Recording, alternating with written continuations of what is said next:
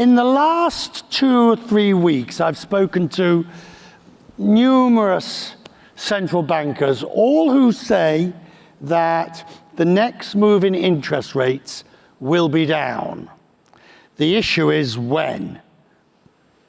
Well, we are very confident that the world economy is now poised for this soft landing we have been dreaming for. And are we there? We are coming there, yes. We are coming there. I expect to see by mid-year interest rates going in the direction inflation has been going in for the last year. Now, this being said, remember what we learned over the period of time since the pandemic. Expect the unexpected.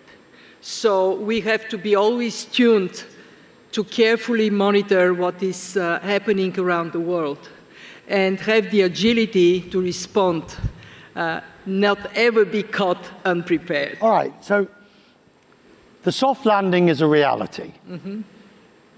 And rates will come down. But can you explain why the US has performed so strongly? Because this level of job creation at a time of very high interest rates, dramatically quickly raised, mm-hmm. and yet growth is also being revised upwards. What's going on? Well, what has happened is first, the US has benefited from becoming a very important source of energy, oil and gas. So when the war in Ukraine started, and Europe found itself in a very difficult place because it had to move away from reliance on Russia, the US did not have this problem at all. Not only that, the US is now an exporter of energy, one. Two, during the pandemic, the US government supported households and businesses quite generously. By doing so, it created buffers and people just had money to spend. That retained demand in the US higher. And three, as a result of that, we have seen the job market in the US quite tight, plus we now have a different attitude to jobs, which made it harder for those who hire to dictate conditions, as they used to do prior to the pandemic. How much of all of that good picture is in jeopardy with the election? Well, the world is this year as a whole in a very interesting place. Half of the world population is going to vote, and of course people in the United States are going to vote. What we see is a bit of a discussion around what is the right policy direction. But in the end of the day, the American people would select their president, and as a result, we would have predictability of policy directions. So you're being diplomatic here. Stay put. How can you be calm? How? Well, we have learned through experience that the economic fundamentals matter. And in the United States, they're strong.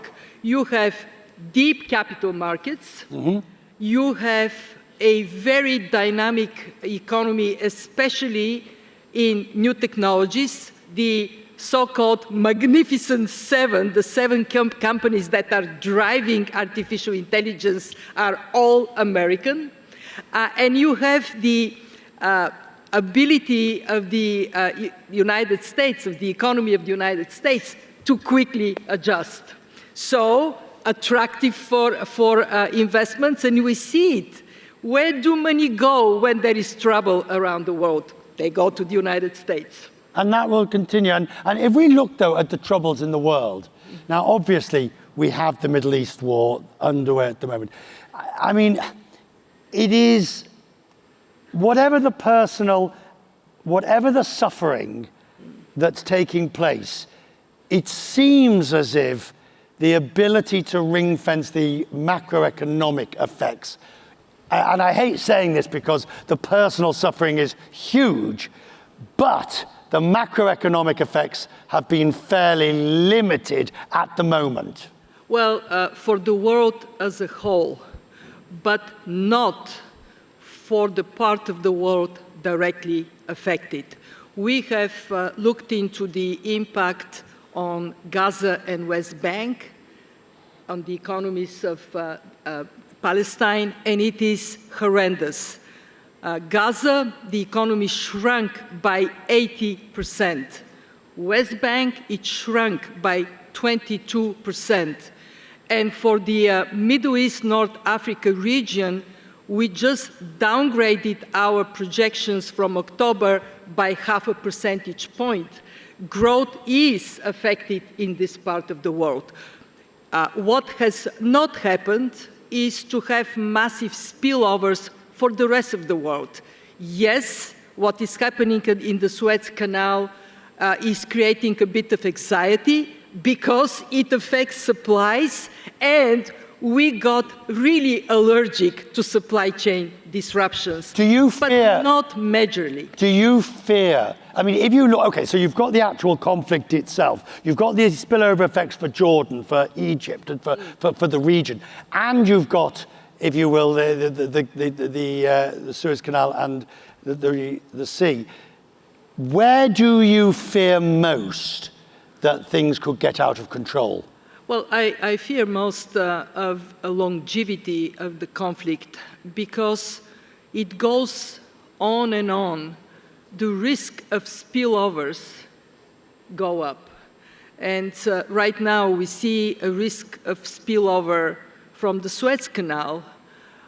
But if there are other unintended consequences in terms of where the fighting goes, then it can become much more problematic for the world as a whole.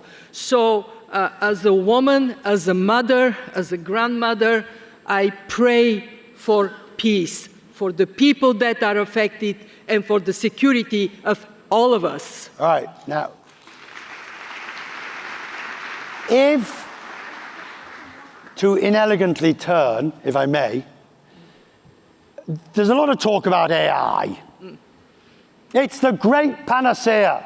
It's going to be magnificent. It's going to lead us all to the future.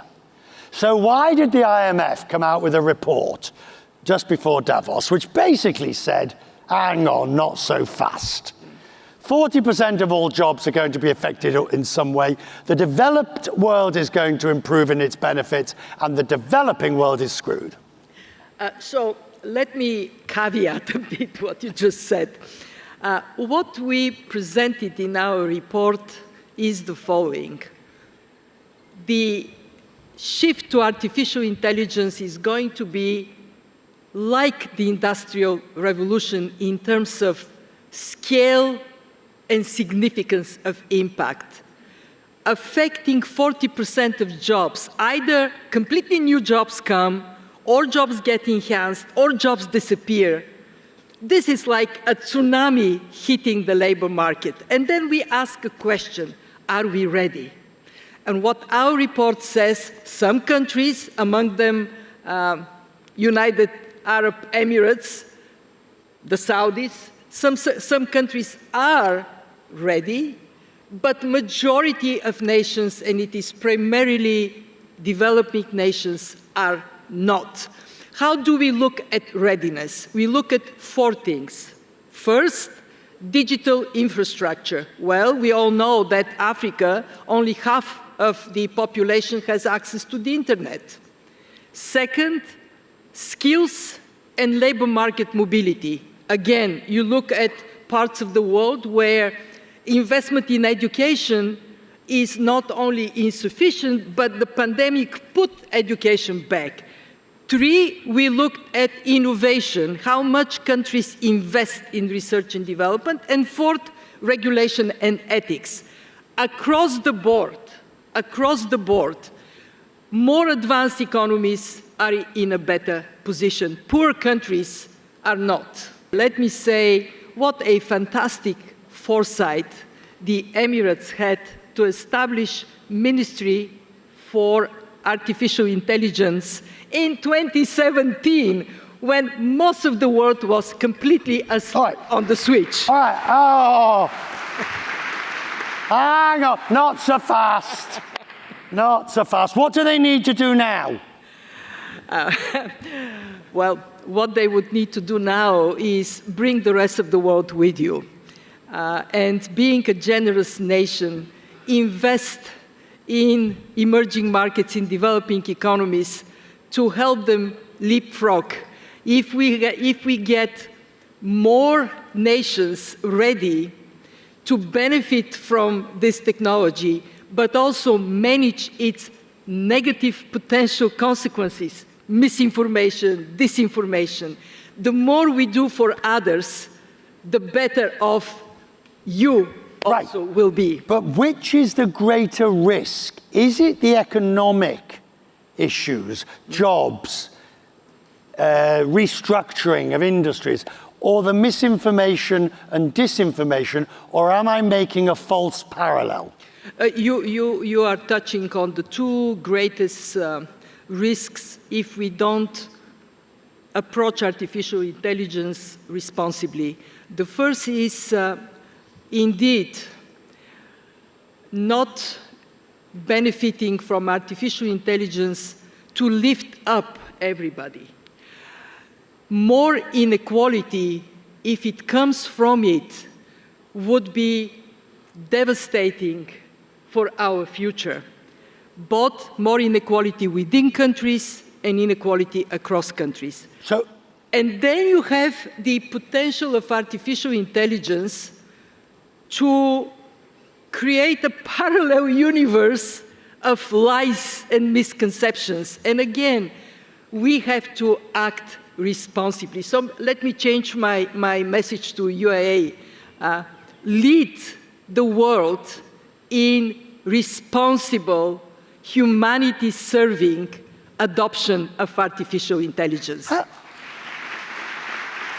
Not so fast. All right. Are you excited by AI? Are you frightened by it? Because you've seen the papers that tell you if we get this wrong, we are. Thank you. So are you excited? Are you frightened? And how do you stay on top of it? I'm excited and a little bit frightened, but I'm an optimist. And I want to tell you a very interesting story. In 1930, last century, John Maynard Keynes wrote an essay, Economic Possibilities for Our Grandchildren.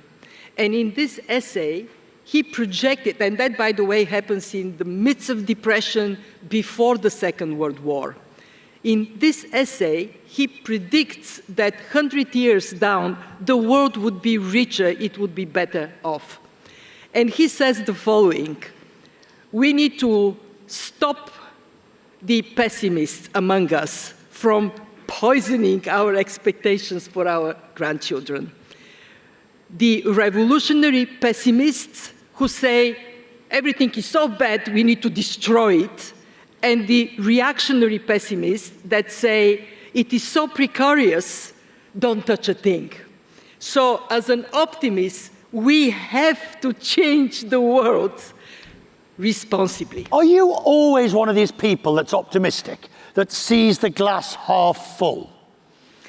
I mean, facing the level of decisions that you have to make, and you see the difficulties, how do you maintain that optimism? Very simple, Richard.